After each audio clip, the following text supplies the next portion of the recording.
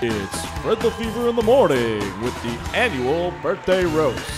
Now, here is your roast master general, Stephen LaFever. Good morning, Toledo. Man, it is awesome to be back here on the air in the major market of Toledo, Ohio. And it is really awesome to see a radio legend in a studio surrounded by his friends, people who admire and respect him. But I guess I'm just going to have to wait until Brian Wilson's birthday to see that. Instead, today, I am saluting a man who should be rolled up to the mic in a wheelchair. He's turning 60 years old. Happy birthday, Fred LaFever. Wow. My dad, turning 60. Pop, that's elderly. But Dad, don't let anybody tell you you're getting old. After all, in your 20s, you were quite the activist. And I still love hearing the stories about your protests of the Civil War. And since the North won, Fred has been on some great stations, WMHE, WVKS, WSPD, and his next stop, AARP. But talk about radio dinosaurs. Fred's first microphone was 2 tin cans connected on a string. He had 1 listener. And in that regard, things haven't changed very much, have they, Fred? You know, Fred's so old, he was the board op for the Gettysburg Address. His first remote broadcast took 2 weeks to get to air because he was using the Pony Express. And speaking of mail, Fred's mailed in so many shows, his postage meter is nicknamed Show Prep. You know, turning 60, you're eating a lot more fiber. Dad, I heard you actually are starting to take dumps on the air. I heard the last show, Dad. It stunk. In fact, you know, my dad has been fined over 100 times by the FCC, the Full of Crap Commission. I'm surprised the EPA hasn't gotten involved, to be honest.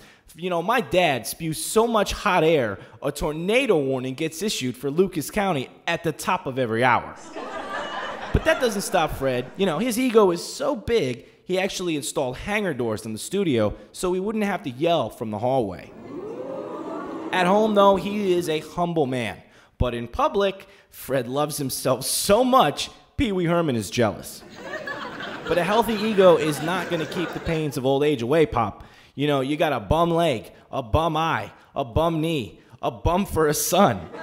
But you're falling apart, man. You've got the on-air light wired directly to your pacemaker. And your hip breaks more often than a china shop full of epileptics. And that charity bike ride you do every year, the Bike to the Bay, I heard the organizers are changing the name to How Many Times Can You Lap the Old Guy? You know, but despite his age, Fred looks great. I mean, at 60, he's not bald. In fact, he's got a great set of hair. Granted, it's going gray faster than a charcoal briquette. Now, you know, Dad, men your age call their hair color salt and pepper. But Pops, it looks like you went straight to flour. All right, Pop, that's almost my time. I gotta leave you with a quick top 5, though. The top 5 ways we know Fred LaFever in the morning is turning 60. Number 5, Yabba Dabba Doo was not only the shift whistle, it was also his first station's call letters. Yabba Dabba Doo! Number 4, interns understood that an iced latte was just a way to keep your milk cold. Number 3, having salt at the dinner table is now considered an aphrodisiac. Number 2, being allowed to control the remote after dinner is considered foreplay.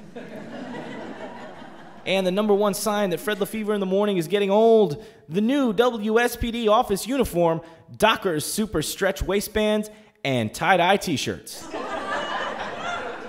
You know I couldn't roast you this hard if I didn't love you, Pop. Hey, congratulations on making it to 60. I hope you make it another 60 and I can call you when you're 120 and still on the radio. Happy birthday, old man.